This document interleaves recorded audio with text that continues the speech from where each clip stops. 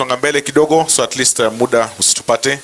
We're going to have a tribute that is going to be read by Edward Musheru. He's going to read the dad's tribute. Edward Musheru.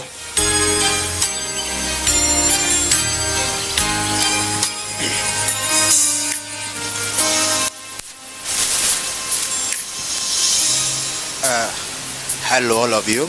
My name is Edward Musheru. I'm leading the tribute on behalf of the father. I am not the father, I am an uncle. Here is the tribute of Daddy's Jambi to Jambi. Dear Jambi, my daughter, the time has come for me to atone for my acts of omission or commission on your final journey from this world. It has been one of the most difficult episodes in my life, and especially for your close family, your mom, sisters, aunties, uncles, colleagues in the media, and friends in and out of the country. The large following you were able to marshal on social media was a testament to your ability as an influential personality. Your sudden and unexpected death cut short your very bright and promising career at a time you had already entered the political arena, having vied to be a member of parliament for the Dagoretti South in the 2022 elections, where you came an impressive fourth. My tribute to you will be on my contribution in your life, confession of my acts of omission, all commission and forgiveness. Stella Wamboi Kanogo, your mom and I were living in Liluta Satellite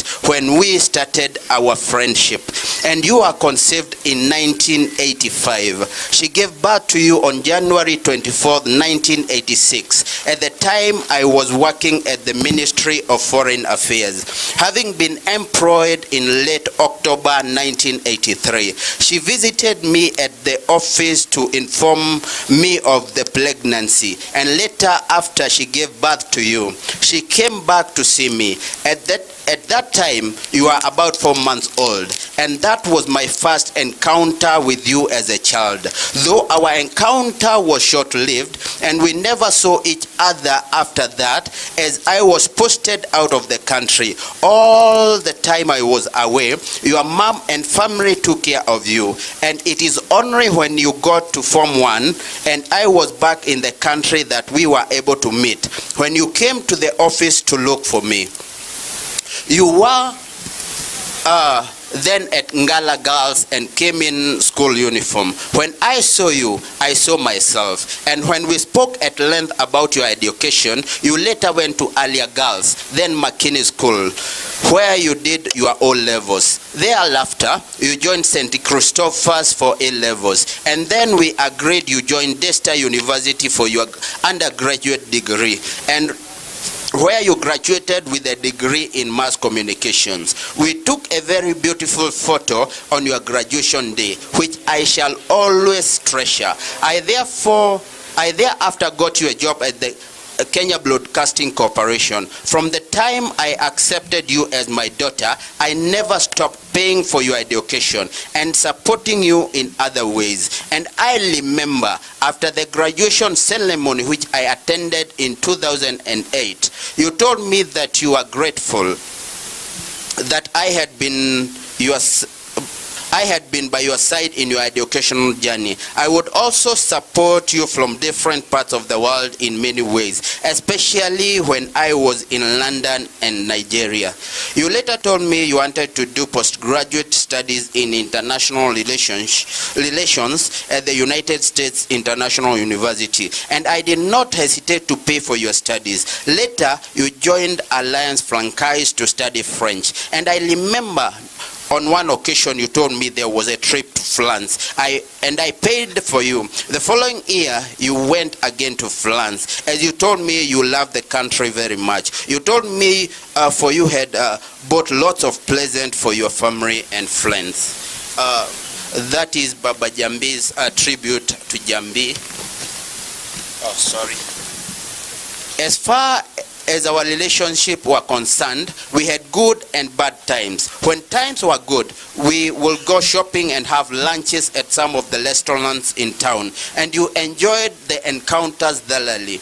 I really miss the good times we shared together. When times were bad, we would go for days and months without talking, for which I blame myself and will always do so. As I have lost the opportunity to mend fences with you. This will always weigh heavy on my heart. I take comfort from the message you sent me on Sunday, June 2nd, 2024, after I came to see you, in which you stated as follows. Hi, Dad.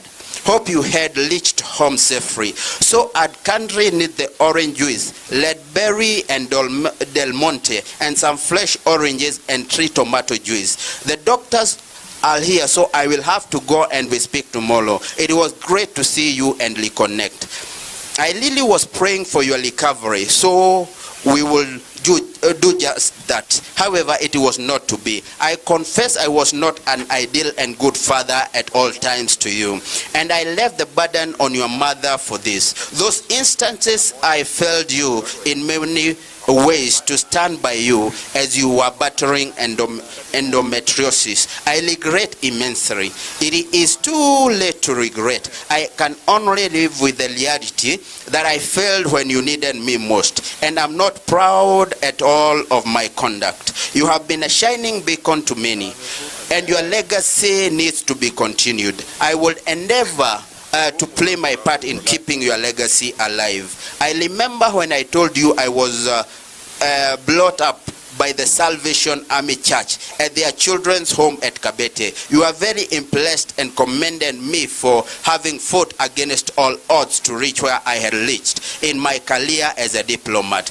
And you vote to do the same in whatever field you went in. I am happy you are able to attain so much in your young life, and I have no doubt that you could have attained much more. It is unfortunate that the cruel hand of death has robbed your family, the country, and the world at large of someone who had big dreams and ambitions, especially in the fight against endometriosis.